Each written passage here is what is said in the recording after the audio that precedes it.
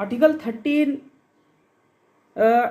Inconsistencies के बारे में बताता है और ऐसा बताता है जो अगर फंडामेंटल राइट्स को कोई कानून ब्रीच कर रहा है या फंडामेंटल के खिलाफ जा रहा है तो उसे आप क्या करेंगे, इनकंसिस्टेंट घोषित कर देंगे, यानी कि वो सही नहीं है कानून, आप उस कानून में कुछ बदलाव करिए।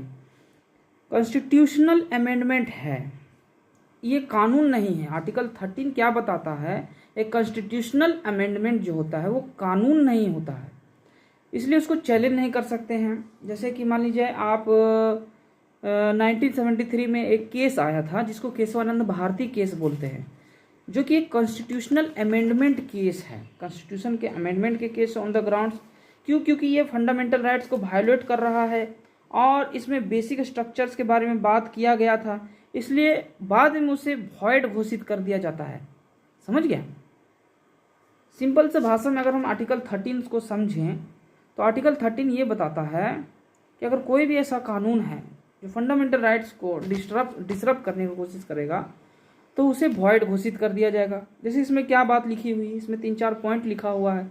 The all laws in force in the territory of India immediately before the commencement of this constitution in so far as they are inconsistent with the provisions of this part shall to the extent of such inconsistency be void. कहने का मतलब कि कोई भी ऐसा territory, कोई भी ऐसा लॉज लाया गया है इंडियन टेरिटरी के विद इन में जो कॉन्स्टिट्यूशंस के कुछ लॉज को, कॉन्स्टिट्यूशन कुछ पार्ट्स को, फंडामेंटल राइट्स को ब्रीच कर रहा है तो उसे इनकंसिस्टेंट घोषित कर देंगे। The state shall not make any law which takes away or abridges the rights conferred by this part. तो स्टेट भी ऐसा कोई कानून नहीं बनाएगा जिससे कि इस थर्ड पार्ट के फंडामेंटल राइट्स को वो ब्रीच नहीं कर सकता, उसे छीन नहीं सकता है। And any law made in the contravention of this clause shall to the extent of the contravention भी वॉइड। अगर इसे कॉन्ट्राडिक्टरी हो रहा है तो वो भी उसके बाद भी जाकर के वो क्या हो जाएगा, वॉइड घोषित हो जाएगा।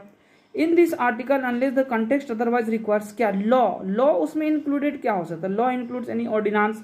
अगर मान लीजिए कि प्रेसिडेंट या गवर्नर के द्वारा कोई ऑर्डिनेंस लाया गया, ऑर्डर अगर पास किया गया, बाय लॉ लाया गया या रूल लागू किया गया, क्या कोई रेगुलेशंस लागू किया, कोई नोटिफिकेशंस लागू किया, कस्टम्स का, यूसेज का, ऐसा कोई भी चीज़ अगर इंडिया में है और उसको फंडामेंटल राइट्स वायोलेट कर रहा है तो उसे भी वॉइड घोषित कर दिया जाएगा। ये क्लियरली मेंशन है कि अगर कोई ऑर्डिनेंस भी लाया जाता है जो फंडामेंटल राइट्स को ब्रीच कर रहा है उसको भी क्या किया जाएगा, वॉइड घोषित कर दिया जाएगा।